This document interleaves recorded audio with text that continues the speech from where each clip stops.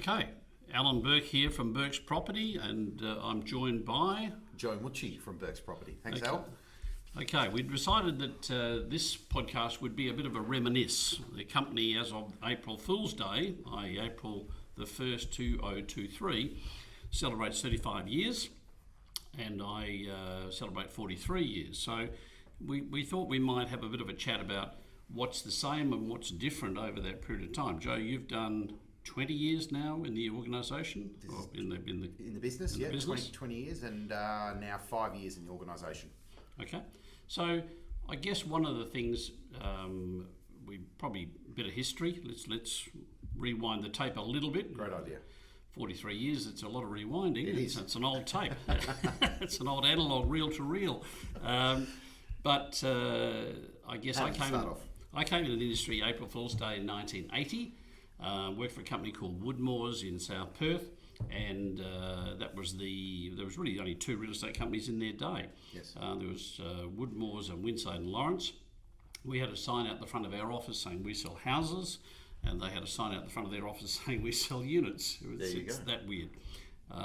So I did that for 4 years, and I was enticed away by a schoolmate of mine, and we started a business called Keogh Real Estate in Victoria Park. We bought a business there. Mm-hmm. It went well, and we merged with another company called Thorogood and Co. We bought their rent roll, and then we started expanding. We had an office in South Perth within a year, another year one in Applecross. Mm-hmm. And it's interesting that Keogh and Thorogood is where I started from, which is the right. old Professionals Victoria Park in 2003. It's weird, isn't it? So there you go. How this cycle continues over time. Absolutely. So, Keogh and Thorogood became PFR. Yep, Peter Fletcher Realty. Yep. That's right, and then you bought it, and then we morphed into Bourke's in the Park. Bourke's in the Park, and now I'm here. Now back here. So it's gone the full circle. So in 1988, we had three real estate companies. I could see the market was about to go bang. So I said to my silent partners who owned Statewide Building Society at the time, let's get out of this. Mm-hmm. This doesn't feel good with three lots of property and three costs and everything else. So I convinced them to sell. I then bought their remaining business and kept it in South Perth. So yes. April Fool's Day, yet again, 1988, Bourke's, what was Alan Bourke Real Estate in those days? Bourke Real Estate, yes. Yep, came into being, and we rented a little office at 240 Kenny Highway.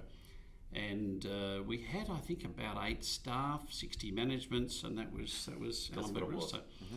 And when we left there in 2012. Yes. We had 22 people sandwiched into an old house that was a 2-bedroom slate house. I know the building, so that would have been like sardines in there. Oh yeah. We renovated that poor little house so many different times to get 4 people into a room that was really designed for one. And then, of course, we came here to 272 Kenny Highway. There you go. Yeah, and that was an old video shop. It was the last video shop in the area. Yes. Galaxy Video. That's right. And everyone thought I had killed the video shop. Like the song, killed the video store. Killed the video, Berkey killed the video store. Yep. But they were actually shutting down, and they shut down early, and we had to madly get out of the old office and into this one. Mm-hmm. So, and of course, we've been here since 2012. And you've been in the building for 3 years. On the 1st of April. Yep, April Fool's Day. So here we go again. So I guess probably apart from reminiscing, some of the things that have changed and some of the things that remain the same. I think that's probably an important thing to look at as technology is changing our industry. Yeah. So in the olden days, it was very much a matter of having a hammer in the back of your car so you can nail a sign into the ground. Signs in, yeah. It was important to cross your fingers because that was your marketing campaign. Yes. And an ad in the West Australian, and that was your campaign. That was as good as it got. Mm-hmm. But I guess one of the things that hasn't changed in that period of time is the psyche behind the salesperson. They still have to go out and get something to sell before they can then sell it. So there's 2 lots of sales. One is entrusting the seller. Yep. That's right. Yeah, they've got to seek the trust of the seller in order to get the listing, as we call it, the authority to sell, and then the job of selling the property. So what we do see, and you would have experienced that too, Joe, over the time, is that some people are really good at selling cars or shoes or something else, and they come into this industry and there's nothing to sell until they get something to sell. Absolutely, it's all about the stock, isn't it? All about the listings. Well, I guess we refer to it as stock, but it's a listing or a home to sell, whether it be a home or an apartment or a block of land. But that's really for us as agents and as sales representatives where it sits for us, that without that you really don't have too much to do during a day. So yeah, it obviously has changed, and I think I started pre-realestate.com.au, which was an interesting time, and as you said, Alan, it was more about on the phones, calling people, meeting people for appraisals, hoping that they entrust you with that sale.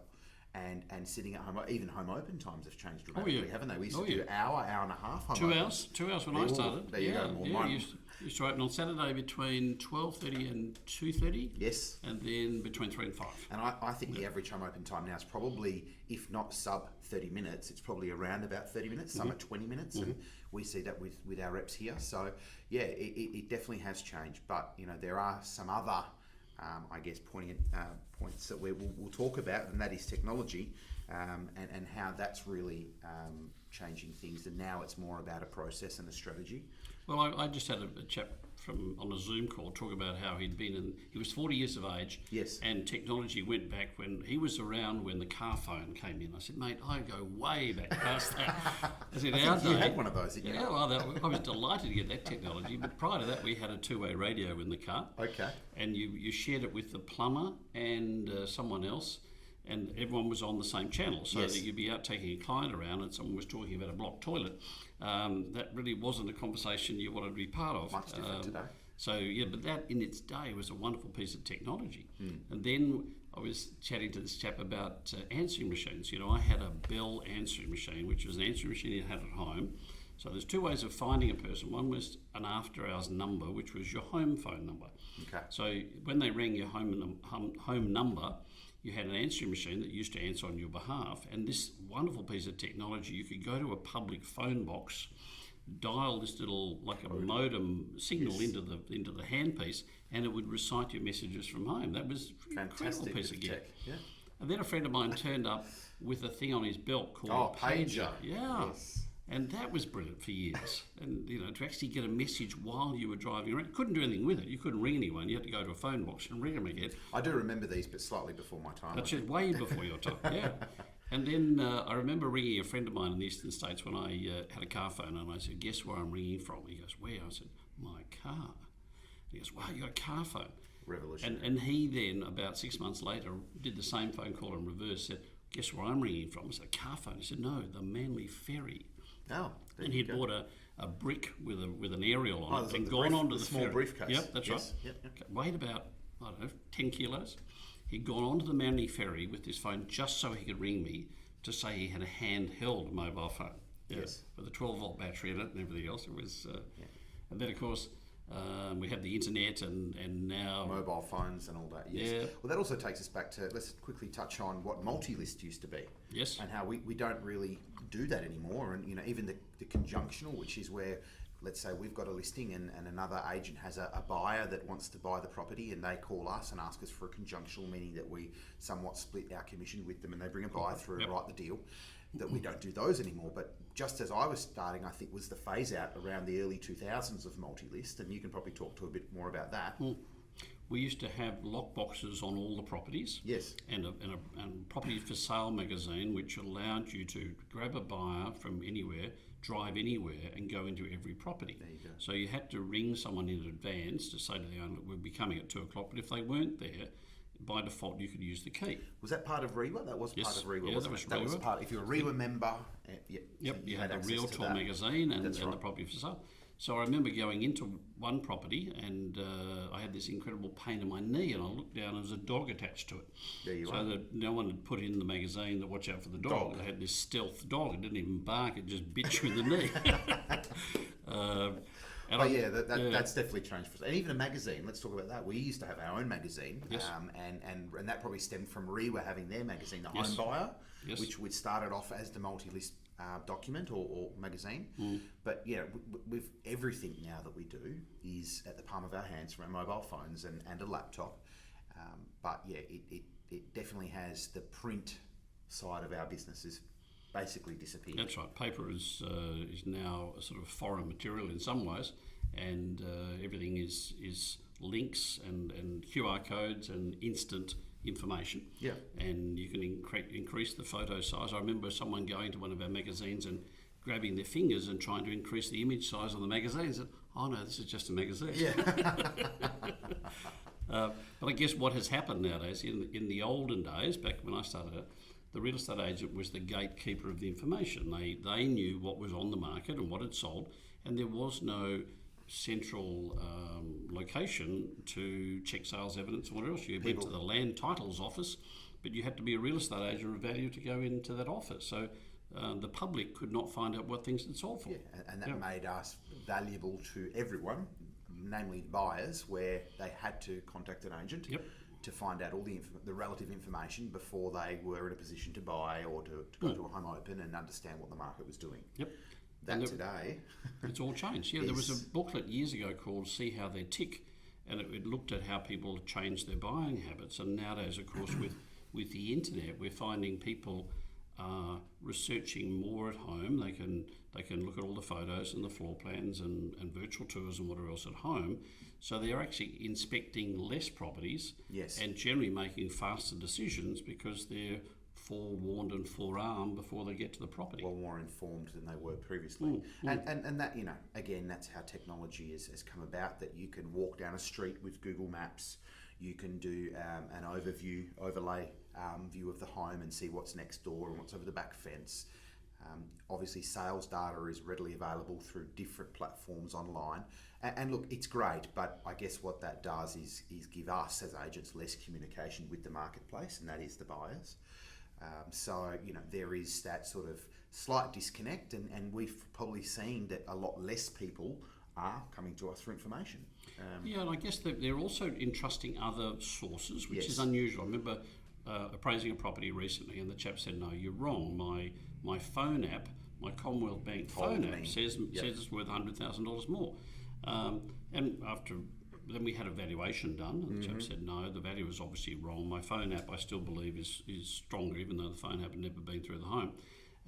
And we sold it for, I think, less than the original asking price because the market had changed while he was chasing a too high a price. So, the computer-produced algorithms are clever, but not very clever. Lots of times they're miles off. And we know that data that is collected through these third parties or companies, example RP Data, CoreLogic, that we use for most of our information, sometimes are weeks behind in what the market's doing. And that's probably a little bit of a good segue to understanding that entrusting an agent and getting some advice from them regarding what the market's doing is going to be a lot better than, as you said, these algorithms, whether it be from a bank or a broker or other companies, third parties, because they don't have current sales data. They don't know what's just sold down a street, around the corner, or a few streets away, or in the next suburb that might be comparable to a buyer looking at purchasing a home. So, yeah, I think the agent is still the gatekeeper in a way. True. But there's a lot less communication to us. And it's interesting, we always hear about the value as being conservative. Yes, and this is a good that in a rising market is correct, because the valuers are 2, maybe 3 months behind the market in a rising market. But in a falling market, they're actually higher than the agents because their data shows a higher sales price than where the market has fallen to now. Currently. So yeah, you just take that with a pinch of salt when someone says that. The valuers do make a lot of phone calls to us as agents and say, well, what just sold around the corner, etc., to try and get instantaneous information rather than something that's lagged, which is as per land titles information. I guess the other thing that is interesting now with the internet is, in the old days when we nailed a sign into the ground, we would deal with someone with a radius of about perhaps 10k, someone in that area. Nowadays you pop it on realestate.com, or in Domain, etc. It goes to the world. The whole world can dial in. And I've had a couple of situations relatively recently where I had someone from Guam ring me and said, well, the home open time hasn't been posted on the web. And I said, well, you're in Guam, Yeah. I don't think it really is all that important. But he had someone in Perth that was going to go and see the home. And I had someone from Denmark, and I went, oh yeah, how's the weather down there? So it's not down there. We're on the other side of the world. I'm in Denmark, and it's in Europe. Yeah. So they are literally dialing in from all around the world. Yes. But I guess what do you reckon in relation to the last 20 years in relation to your salespeople? What have you noticed in the marketplace? I think the demographics changed. Definitely, we are seeing a lot more younger aged reps come through the system. Yes. I started off, I was at the rare age of 19, and one of the barriers that I was selling in an area, I started off, I tried to get into the suburb that my family was, which was in Lathlane, and I did struggle with I guess making a connection with the demographic that owned in Lathlane, and that's now changed. There's a lot more younger families there, but at the time there were a lot more, I guess, retirees or people, let's say, in excess of 60 that lived there. Thank you. That's all right. And and that was a true barrier for someone. And it's, you know, it's not only just your age, it's also your experience, right? And that's through life and in real estate. But I think now, and because of tech, if you've got somebody who understands how to not only promote themselves but promote property and talk to market, advertise or get the message out and get as many people through the door, if you're good with tech like that, you're always ahead of the bunch.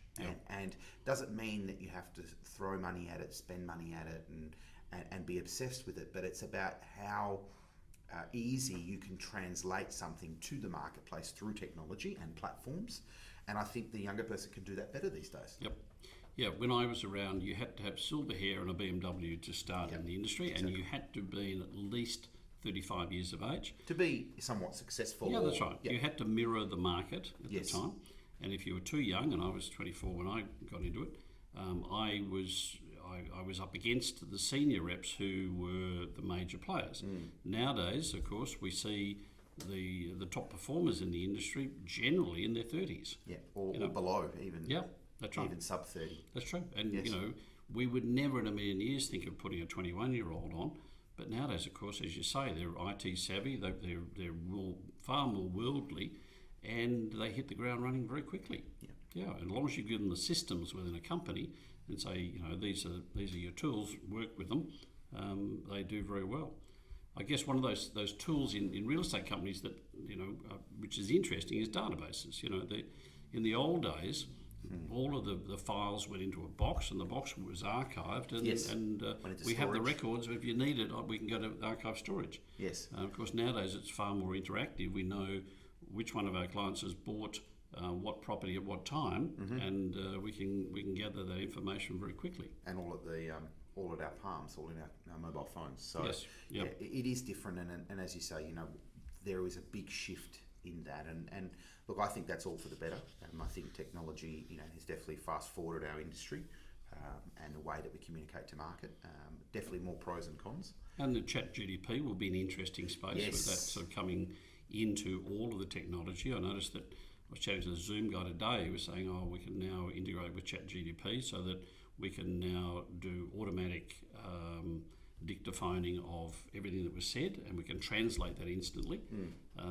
I believe Microsoft Outlook have now put it in Teams, so you can have a transcription of a meeting. And no minutes are done, so no one needs to be there. It's all done by ChatGPT. Look, it is slightly scary. Let's be honest and talk about the elephant in the room. That you know that AI is now becoming conversational. Yes. Where we sometimes don't know who we're having a conversation with, and we've used some AI throughout the last probably 3 years that has preformed answers or replies, where now with ChatGPT is that it can actually talk to you as if we were talking to each other. And, you know, that's definitely, again, going to change the game and how we respond to inquiry.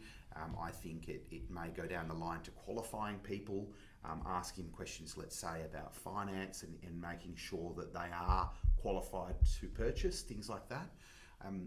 I don't feel like in the short term it's going to remove that face-to-face communication and conversation that we have with people during negotiations, but yeah, it's definitely becoming conversational, and you can only see where that's going to go. So and a lot of after hours inquiry, because yes, there's a ton of FIFOs and other people that are working different hours. Or those overseas in Denmark, not True. WA, Absolutely right. and running all these other 7-8 hours behind, so yes. that if someone says, well, what would it rent for, or how big's the square meterage, that interrogatory ability to be able to answer that straight away is very clever. And we know that we do get a flurry of inquiry from probably 6 p.m. till midnight on our emails, where people are active online, finished work, or as you said, are hours ahead or behind. So yeah, definitely a positive there, but it will be an interesting space to watch. And I think not only in real estate, but across the board. So copywriting, law, and I was chatting to my son recently about law, and it's not there yet. But apparently, it just makes up court cases. Okay, if you need a precedent, it will make something. A case law. It'll just basically make something up. If it doesn't know it, it'll fill in the gaps, which is a bit of an issue. So. Watch this space, as they say. Definitely. I guess the other thing, when you look back over 43 years and property values, and people say, I don't think property is going to be going up much. When you compare, my first purchase was Arlington Avenue in South Perth at 42,900. I put in $4,000 as my deposit, and then borrowed the difference. And the same home, there's one next door. My next door neighbour's house just recently sold for 1.4. So it's doing okay. My investment property in Kensington, I bought for 38 grand and then sold it within a couple of years. Nowadays would be worth close to $1 million, if not $1 million. So it's ticking along very nicely. And of course, commission rates have changed. We had a fixed commission scale right up until probably 20 years ago. In those days, if you sold something, you made $1,000 or $2,000. But it was on a purchase price of $40,000 to $60,000. So relative, and I guess that's one of the things that's changed. There was a fixed fee, and it included advertising, and the fee was I guess it averaged between 3% and 5%. And the fee nowadays, of course, is broken into two parts to it. One is the agency of success part of it, and the other one is the marketing and the advertising. So, perhaps advertising, we are slightly different to the eastern states. Yes, we are, definitely. The guys over there are spending at least 1% of the value of the home.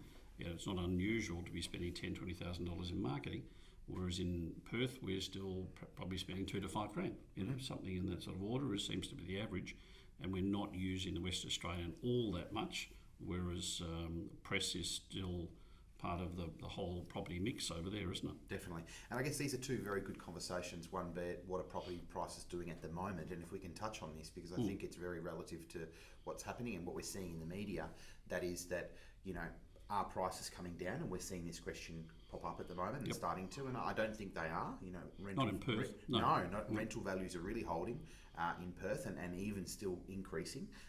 And I listened to our property management team yesterday, and we got a rental application for $100 more than advertised price in the mid 500s advertised price. So, there obviously it's demand and supply, and we're still seeing the prices. I feel like they've slowly come down to a stagnant place. We're not seeing them increase, but it really depends on the type of home and the type of area that we're looking at.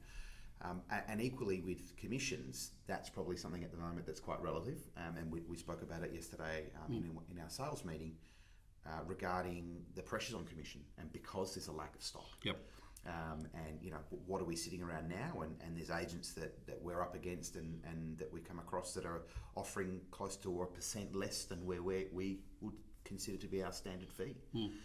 So it is an interesting space. And when I started, we had our set table of fees, and that was about the 3.3 to 3.5. It was all ordained. It was government legislated, of course, in those days. And then that changed. And it became a free-for-all. So, look, it definitely has changed, not only of property prices and commissions and things, but currently, there is it's an interesting spot that we're sitting in. And it will always change, mate. The one thing that we know is definitely going to be the same is the fact that it's going to change. It will change. Yep. I think the next podcast should be on what is the market doing in 2023. Yeah, absolutely. And we could look at maybe some statistics as well. Yep. And chat through that and what we possibly think is going to happen. Yep. Okay, let's do that. Okay. Fantastic. Thanks, Helen. Good to talk. See you then. Bye. Cheers.